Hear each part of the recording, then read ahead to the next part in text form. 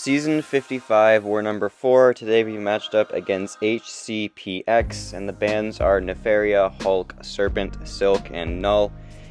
And my team today is going to be Purgatory, Luke Cage, and Kate Bishop.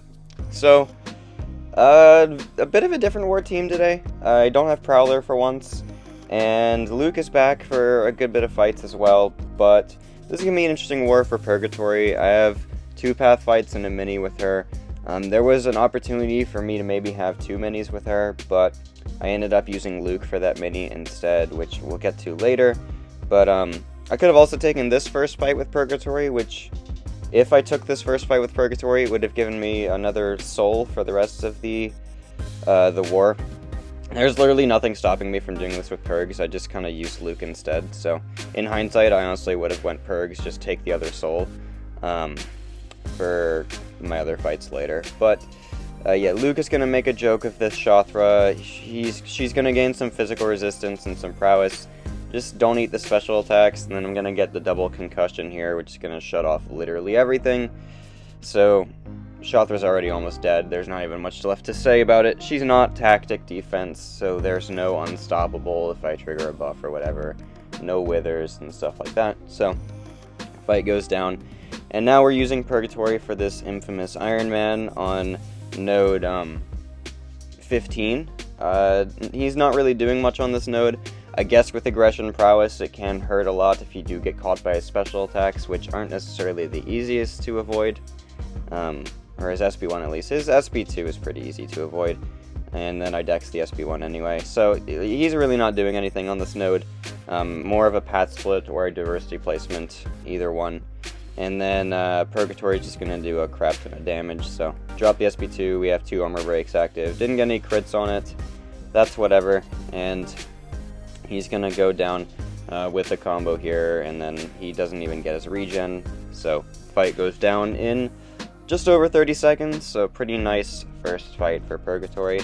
And then we're going to move on to section 2, where she is taking this Nova. I could have taken this with Kate or Purgatory, but I was going to use Purgatory mainly for a little bit extra buff control. Kate's also good for this fight. I've been sending Kate to this lane for a good bit as a planner. But yeah, this is pretty easy for her. When you're unblockable, it's going to obviously make it to where you can't auto-block your intercept, so it helps disable the node that way. The only annoying thing is that Nova is going to reduce your attack by 70% when you try to hit him while he's unblockable, so we have to go for SP3s instead of SP2s, and that just makes the fight last a little bit longer than we'd like. It's just an annoying part of Nova's kit, but at least this SP3 does a good bit of damage. We still have some armor breaks, or no we don't. I thought we had armor breaks, but it looks like they got purified before I dropped it. But we did have a big Fury still, so the Fury from Purgatory's personal kit, the Fury from the node as well, and it's going to make this fight go down pretty fast. We just have to sit through a couple SP3 animations. And then here I'm going to go for an intercept once he finally lets me. It's not there. Is it going to be here? And I make a mistake here. I should have waited for the unblockable to go away. If I waited for my unblockable to go away, this SP3 would not have the 70% damage reduction, and it would have killed Nova. So yeah, I messed up there. It's going to make the fight last a little bit longer than it needs to, but we're going to kill him with this combo into the relic, or I should have at least relics, but it's fine. So yeah, that fight's perfectly safe. It's just not the fastest, and something I definitely assign again. And now we're using Kate Bishop versus this Destroyer on Path 5. I've been doing this fight for a good bit now. It's pretty easy, honestly. With Kate, you just want to parry his dash attack with your evade up. That's going to count as an intercept and stun him. And then you use a PS1 boost just to get the cold snap up as fast as possible. And once that's ticking, it hits pretty hard, obviously. So yeah, that's 7,000 damage a second. And we're going to be able to get a second one, of course. Try to keep this one paused as much as we can.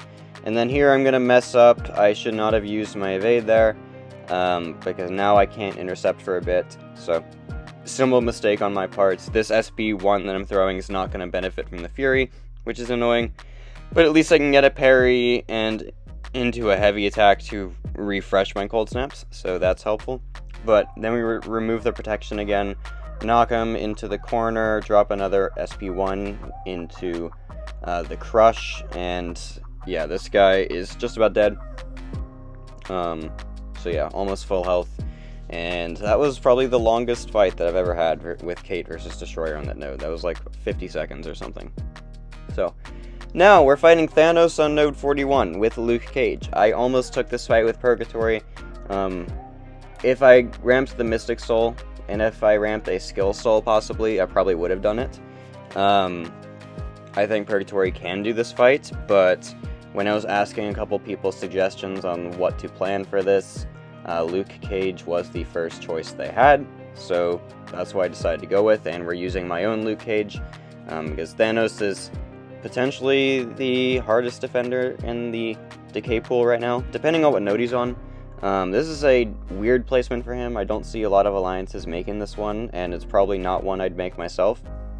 So he is still a threat here. The extra Energize combined with Power Focus makes this fight really annoying, actually, because he's going to have so much power gain, and then the root's just going to come into play very often. So my original plan was to invul tank SP3s, except as you can see, my invul got used up very early in the fight. On the bright side, this concussion is failing the root. I probably should have went for an SP2 there instead of going for another SP1, so I think I messed up there. I also could have hit his block there when he had counterpunch because I had the slow up. I just didn't really recognize that. And here, I cannot stand his SP2 when he does the real beam as the final one. I like always get hit by it because I dex too early. I cannot stand that hit, man. It's so freaking annoying, but whatever. We're going for another SP2. Concussion is back up. 75% concussion, which is going to be failing the root most of the time. As you can see there, it failed it again. And I'm feeling fine at this point. Like, I'm not going to die because I can just get the SP1 stun lock and stuff going. Oh, wait, never mind. Oh, okay. He went unstoppable there because, yeah, he gains an unstoppable when his counter punches reach what would be 3 because they cap at 2. Okay, I lied. The fight was not almost over. But now it is. We go for an SP1 here. No, we don't. We don't need to. He dies. So I think Purgatory can do that, especially in a meta where it isn't decay. That would be really easy for her. But we're going to use her for this mini instead. This is Maestro on Hazard Shift, Shock, and Incinerate. Purgatory is Incinerate immune, so we cover that part. We have an Odin pre-fight from another Alliance member giving us resistance to Shock, which I do not need, by the way. I could have totally taken this fight without Odin, but better safe than sorry. When I was planning this war, I had 4 members with open team slots, so might as well fill them by pre-fights, right? Anyway, Purgatory rips this Maestro apart. Her damage is completely ridiculous, so yeah, that was a big SP2. I'm not even running power backs because I have Science power backs on right now for the last Luke fight, and the Luke fight's coming ahead. So if I run Mystic power backs, this fight's even more ridiculous, but this SP2 finishes the job. So that was a very, very, very fast mini boss. I'm very happy with how it went, and Purgatory had a nice war for me. But we still have 2 fights left against this Mangog on 46 first. This fight is kind of like what Thanos was supposed to be, an invul tank SP3's fight. And then literally the Enchantress after this one is also going to be an invul tank SP3's fight. So that's kind of how decay goes, I guess. I don't know. Anyway, we go for parry 4-hit light combos. That is going to make sure that Mangog is not gaining his hatred, via my own kit at least. And then we just want to keep stacking exhaustions. Normally, if you have 4 exhaustions with Luke Cage, you're completely turning off power gain, but because of the fact that they have 200% power gain on this node, we need 8 to fully remove it, and then we're going to be consuming some to place concussions, so it's not going to be perfect power control uptime. But that's alright. We're going for an SP3 tank here. I can immediately hit the mini game because I don't need to worry about having damage resistance on it, so it saves like 1 second on fight duration. And then we're going to go for another SP2 here, with 9 exhaustions, get a nice crit on one of the hits, and now we just SP1 stun cycle him, which I believe kills him from here. The Sunder, when we have 6 of our exhaustions, is going to remove any crit resist from the node, which is really cool. And he is dead. We had another SP1 to use as well.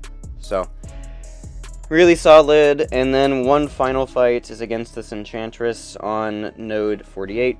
Took this fight with Luke in War 2, and this one is going to go even better than the first time. She gives me green and orange at the start, so gonna go for the heavy counter at the start, then an intercept. And what we do in this fight is just try to not let her throw an SP1 if we can help it. Do not worry about her getting impact and prowess. It's just going to happen until you get the concussions up. It's just when you get the concussions up, then you're perfectly safe. She blessed me a little bit there and gave me triple purple spells, which are the easiest to remove with most champs. So we drop the SP2 that removes them all, and now she has the concussions, so the Purify node and the Prowess node are all completely shut off, which is super cool. We can do an SP1 cycle here. I'm gonna go for a combo into a Relic. Once again, none of our debuffs are getting purified because the concussions are completely turning it off. The concussions are about to fall off pretty soon, but that's okay. But we still land this. No, we don't land that stun because the concussions are what makes the stun land. My bad. But we can just invul tank this SP2 again, SP3 again. I had like 9 seconds left on my invul boost when I was going into this fight, so it was kind of cutting it close. Because I had to wait on a Wags pre-fight in order to take this fight, so it was cutting it close on, you know, if I would be able to have it active in time, but I had just enough time left. Did win the war 14-2, GG's HCPX, and yeah, that's my War 4. Hope you guys enjoyed watching this one, and I'll see you in the next video.